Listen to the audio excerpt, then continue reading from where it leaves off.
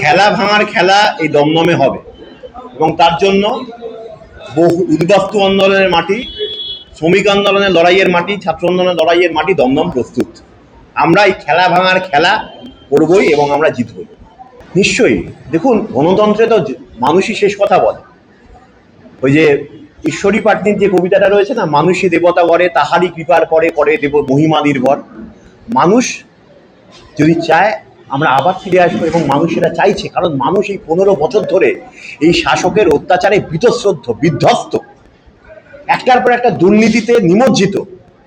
গোটা পশ্চিমবঙ্গের মধ্যে দমদম, দক্ষিণ দমদম, দমদম পৌরসভাগুলো হচ্ছে, মিউনিসিপ্যালিটিগুলো হচ্ছে সব থেকে বেশি দুর্নীতি পরায়ণ হিসেবে হচ্ছে মানে শিরোপা পেয়ে গেছে। পাবলিক যে পরিষেবা, যে পৌর পরিষেবা ভেঙে পড়েছে, সেখানে দাঁড়িয়ে শিক্ষা ভেঙে পড়েছে, আর সেখানে দাঁড়িয়ে মানুষ এখন বিধ্বস্ত। আর অন্যদিকে কেন্দ্র সরকারের একটার পর একটা নীতি যে দমদমের মানুষকে আঘাত করছে। এ দেখুন না, পাশের হচ্ছে যেসব থেকে শুরু করে এই আমাদের এয়ারপোর্টকে বেসরকারিকরণ করে দেওয়ার চেষ্টা, আদানির হাতে তুলে দেওয়ার চেষ্টা। এই সবই তো মানুষ তো আজকে চাকরি কোথায়, গোটা দমদম তো বৃদ্ধাশ্রমে পরিণত হয়েছে। আমরা এখানে বাঁচতে চাই, আমরা দমদমের যারা মানুষ, তাই জন্য আমরা এখানে এই দমদম পুনরুদ্ধারের জন্য আমরা নেমেছি এবং আমরা বলছি আপনাদের মাধ্যমে প্রত্যেকটা মানুষের কাছে আমরা পৌঁছাবো। দমদমের বেসিক যে লোকাল ইস্যুর যে সমস্যাগুলো আমরা বারবার তুলে ধরছি, তাই নিয়ে আমরা পৌঁছাবো এবং আমরা বিশ্বাস যে মানুষ একটা সময় আমাদের ভালোবাসত।